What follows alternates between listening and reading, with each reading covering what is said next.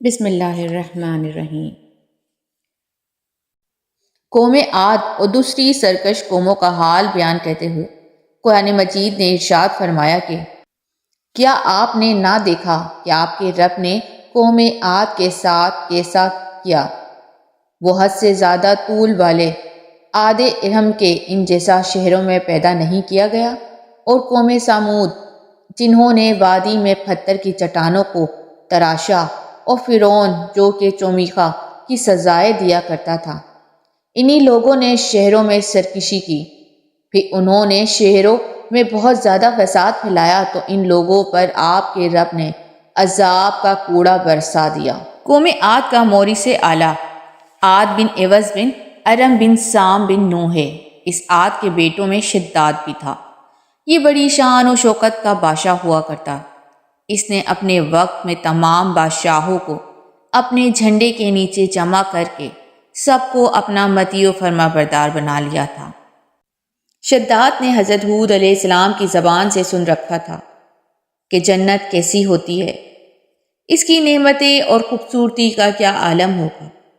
اس لیے اس نے زمین پر جنت بنانے کا ارادہ کیا۔ وہ کہتا تھا کہ مجھے ایسی جنت کی ضرورت نہیں جو خدا نے بنائی ہو، ایسی جنت تو میں خود دنیا میں بناؤں گا۔ اور اس ارادے سے ایک بہت بڑا شہر بنایا جس کے محل سونے چاندی کی اینٹوں سے تعمیر کیے گئے۔ زبرجد اور یاقوت کے ستون اس عمارتوں میں نصب کیے گئے، اور ایسی ہی فرش مکانوں میں بنائے گئے۔ سنگریزوں کی جگہ آبدار موتی بچھائے گئے۔ ہر محل کے گرد جواہرات سے پرنیریں جاری کی گئیں۔ قسم قسم کے درخت زینت اور سائے کے لیے لگائے گئے۔ الغرض اس سرکش نے اپنے خیال سے جنت کی تمام چیزیں اور ہر قسم کے عیش و عشرت کے سامان اس شہر میں جمع کر دیا۔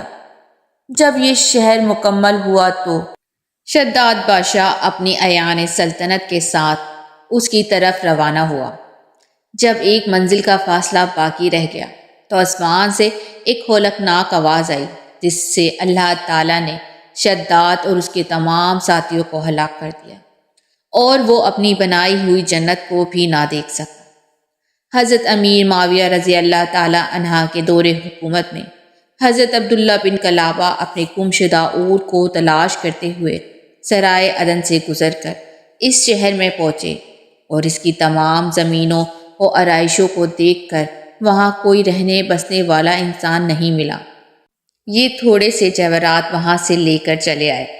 جب یہ خبر حضرت امیر معاویہ رضی اللہ تعالی عنہ کو معلوم ہوئی تو انہوں نے عبداللہ بن کلابہ کو بلا کر پورا حال دریافت کیا، اور انہوں نے جو کچھ دیکھا تھا سب کچھ بیان کر دیا۔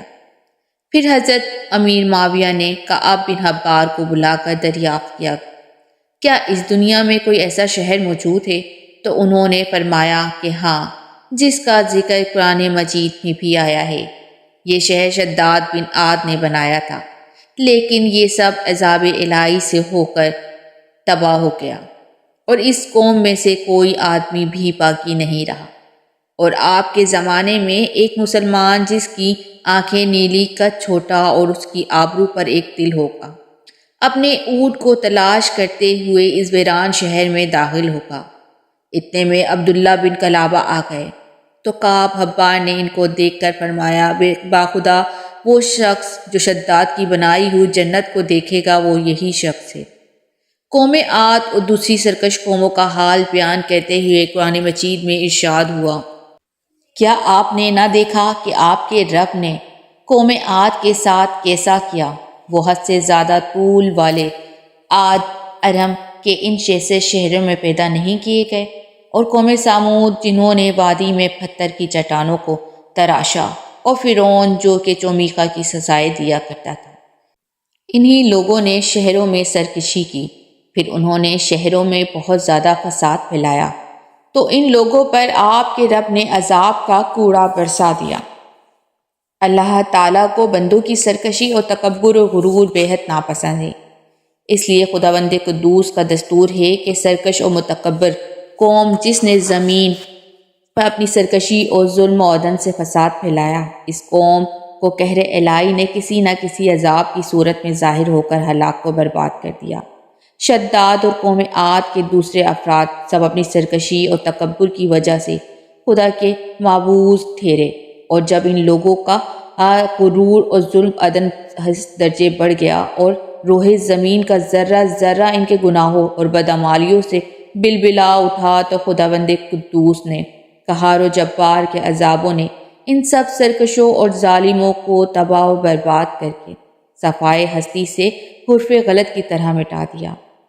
لہٰذا ان قوموں کے عروج و زوال اور ان لوگوں کے عذاب الہی سے پامال ہونے کی داستانوں سے عبرت اور نصیحت حاصل کرنی چاہیے، کیونکہ قرآن کریم میں ان اقوام کے انجام کے ذکر کا مقصد ہی یہ ہے کہ اہل قرآن ان کی داستانیں سن کر عبرت پکڑے، اور لازم ہے کہ وہ قرآن مجید کی باکثرت تلاوت کرے اور اس کا ترجمہ بھی پڑھا کرے اور ان کی ہلاکت سے عبرت حاصل کرے، ہر وقت توبہ استغفار کرتے رہے، مال و دولت کے غرور و گھمنڈ میں سرکشی و تکبر نہ کرے، بلکہ ہمیشہ دل میں خوف خدا رکھ کر انکساری کی اپنی عادت بنائے۔